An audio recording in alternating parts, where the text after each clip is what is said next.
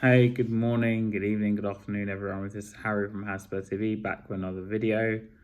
So, as you guys know, there's no stream last night. Unfortunately, something happened. So, as a disclaimer, just for this week, it just didn't happen because of situations. Anyway, back to the actual video. Today, we're going to talk about the transfer window as a whole and what I think about it, what I think about our business, comings and goings.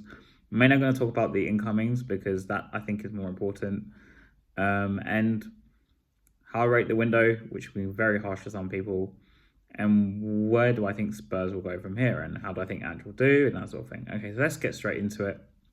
Let's start with the outgoings. Most of Deadwood left, and Ndombele, Lo Celso, Sessegnon back in 2019 when they signed. They've all gone now. Reguilon is the one who kind of stayed so far at the moment because he hasn't really found a club. Whether he gets a move in the windows that's still open after this one that's just closed, I do not know. But loads of Deadwood left, Skip, Højbjerg left. And yeah, we kind of, as people like to say, 9 out of 10 out of outgoings and we cleared the decks. But I think it kind of brings up a bigger issue in the fact that our purchasing was so bad that we had to clear Deadwood out every couple of years. So for me, the outgoings aren't as important as people say. Yes, we may have reduced the wage bill, but we haven't replaced that wage bill with quality players to, counteract the loss of the people off the wage bill, let's say, right?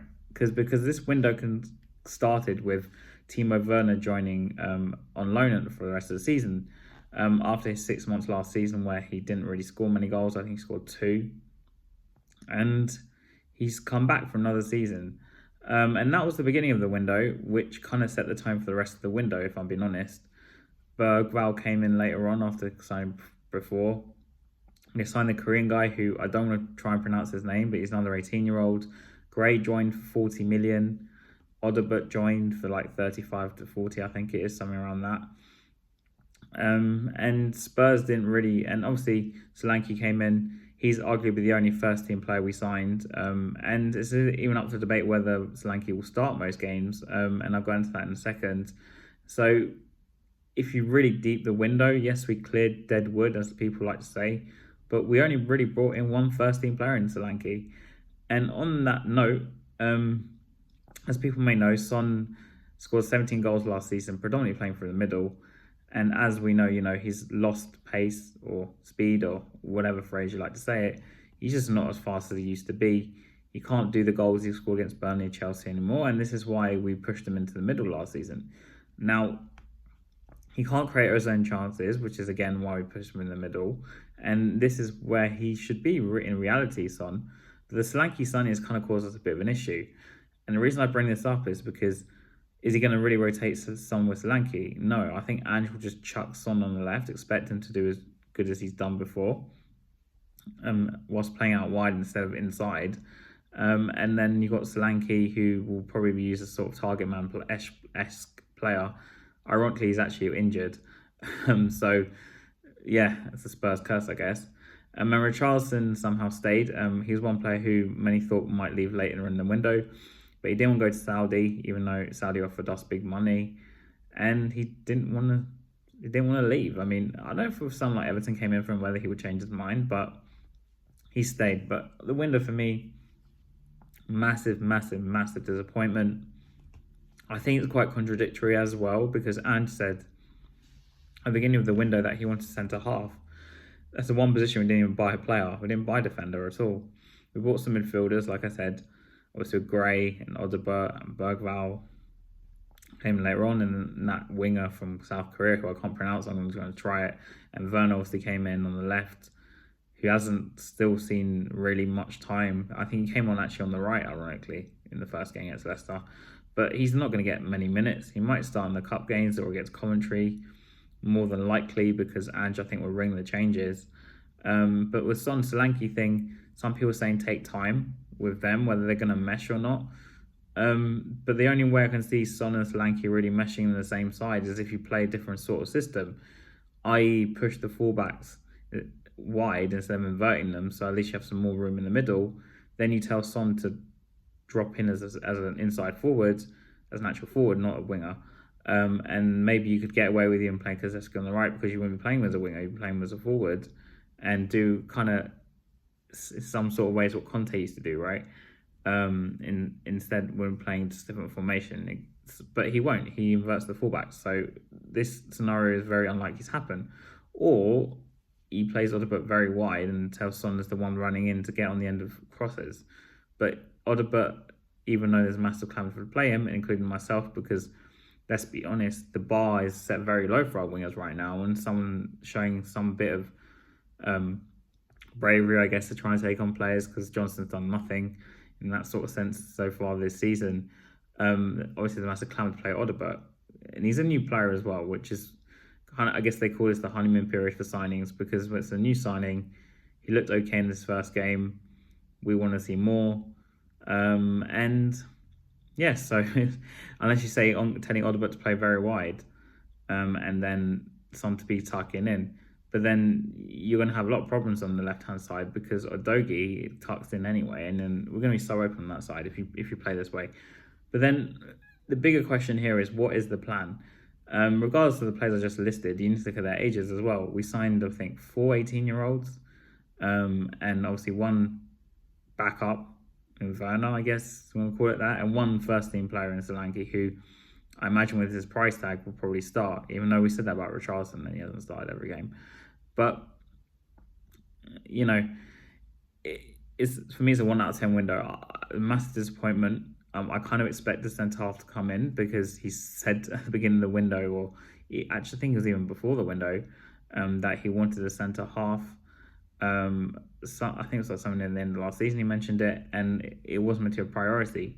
But supposedly we're going to fix problems at the front and then fix the back, supposedly. But if Ange really wants a centre-half, why didn't we even try to get one? As we know, Van de Ven has his hamstrings, and they might go at any point due to the amount of recoveries he has to do in the system.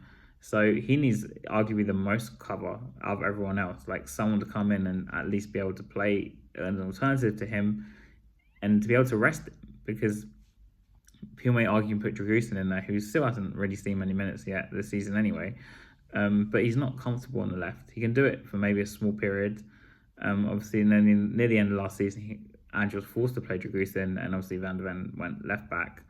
But you know, I don't. This window's been massively disappointing. I'm nothing against the young players, but I'd understand if say we brought in a Gray, and then we went and signed like an Eze, like a proper player, or a Neto, or both. And then we had that window saying, and forget Werner. Let's just say we didn't get Werner. Thank God if we didn't get Werner. Say instead we went Eze, Neto, Solanke. Just, and these are very attainable players. I even argue I'd want Chiesa, but apparently he won't sign for us, supposedly. But we didn't even try for him, and he was only 11 million. But the point I'm trying to make is, if we brought in, say, one of Gray and Odegaard and that Korean kid, obviously Bergwall was already going to join. So you're kind of integrating 2 young players into like a first 11, well, not first 11, but into the squad, rather than 4, because that's almost half the team. At least those players will have someone experienced to learn off. And I do think it will bite us in the back now, letting go of Højbjerg and Skip, because we don't have a traditional number 6 there. And I know Bissouma's doing that role at the moment, because I don't see Bissouma as a traditional number 6. He was even number 8 at Brighton. He wasn't a proper number 6. So this window, like I said, it's been a massive disappointment. And it's not that, I expect us to sign Messi or Ronaldo, and everyone always says this as a rebuttal. Oh, well, did you expect to sign Messi or Ronaldo? Or do you expect to sign this player, Mbappe? No, it's just that there are attainable players out there like Chiesa, Neto, Eze, who I was quite positive we were actually going to sign Eze. If you speak to people before the window started, I'm not normally positive about signings, but I thought we were going to get him. And obviously Gallagher was linked. Apparently that was Ange's first target. We didn't even get him. It's like we didn't even try. We didn't. We went down from Gallagher to Gray. Very different sorts of players as well. Gallagher's like a box to box, very box to box, and Gray's kind of like, I don't even know what he is. I wasn't that impressed with him last season for Leeds, if I'm being honest. From the 10 games I watched, I thought it was all right, nothing special. But he's only 18. But the thing is, you're better off, say, keeping Højbjerg, buying Solanke, Neto, Eze, or maybe Solanke, say, Eze and Chiesa, or some sort of mix of those three, including those two wide players slash tens. How we want to phrase it, because we did need a winger, not Werner, and not signing Werner, keeping Højbjerg or Skip, because at least then you have enough senior players, and these two youngsters who join in this summer have something to learn off, and we can use them like City used to use Foden at the beginning, dip them in and out, start them in a cup game. But now, if we get injuries in midfield, which we do actually have sort of this weekend, because this will be airing just in the morning of the Newcastle game, what are we going to do? Because Gray will have to be chucked in, Bergwijn will have to be chucked in, Odegaard's already been chucked in, and some people may argue he has Premier League experience, but he only got 4 goals last season. So, But what I'm saying is there's way too much pressure on these youngsters to perform. I mean, Ange might not even be here after Christmas if it doesn't start very well, which it hasn't, especially if we don't get anything in Newcastle, which is looking quite likely at the moment.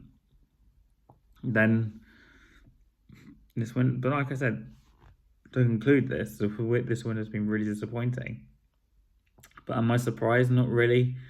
But to me, it feels like deja vu every year. We say we want established names, but instead they spend more quantity of younger players rather than quality of, say, like 2 or 3, like I just mentioned.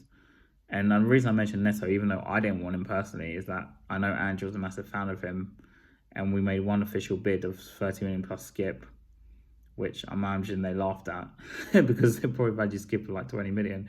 And Neto, they probably valued, I think he went for like 60, 70 or something like that. So we were way off, like 20, 30 million off what they wanted. To me, it seemed like a little shot in the dark sort of bid. As for Eze, I mean, the CAA agency that he's with is kind of like a lot with Spurs. It's hard to explain it because I don't know the ins and outs of it myself, but he was one that I thought was quite likely. The reason I mentioned Chiesa is 11 million. We probably can offer him more game time at Liverpool. There's the Paratici link. Also, very small links to like players like Locatelli. Edison apparently was advised the club to look at him or something, but we didn't make a move there. So we brought more youngsters in, like Gray, for example. So this window is like the manager didn't get his first choice targets, but apparently he said he's happy, which I don't really believe, to be honest. But I think Ange comes across as a yes man to me. And we didn't get any really established names, and the only established name we got, or established player who probably will start, causes issues with another player who scored 17 goals last season. So, especially with Richarlison staying. So, it's not really a good window, and I think Ange's time he's on borrowed time, I think. I don't think he'll last. And this is partly because of the window. But will these 18-year-olds suddenly prove me wrong? I hope they will. But they got a lot of pressure on themselves to come in and do it straight away. Because at least back in like 2005, when we had Martin Jol, we were signing young players like Reto Ziegler, Dorando, all these random names, Dorando, whatever. There was less pressure on Martin Jol and less pressure on the club to really do anything. But when you have a manager coming out and saying in 12 months we'll be in a title race, or talking about champions and winning the league and crap like this, it's hard to kind of keep your foot on the ground. I think what Ange should have done is, if the window was going to go like this, and he knew the window was going to go like this, it said that we're building for the future, or said this will take 2 or 3 years to get to catch up with the top teams or something along those lines. Just don't come out and say you're going to challenge for the title in 12 months and then have a window like this. But I think he's dug himself his own hole at this point. But this video wasn't really about Ange. It's just a reflection on it, really, because Ange, I think, wanted a centre-half. It was pretty obvious. He obviously wanted Gallagher. We didn't seem to do much about that. Obviously, Neto, he definitely really liked Neto. And Eze, there was confirmed talks, but nothing really happened because we didn't want to pay enough money up front. So if you pay the money, you get the player. If you don't, you don't. And this is what happened with Tottenham. Very disappointing window, and hopefully we'll do some miracles against Newcastle.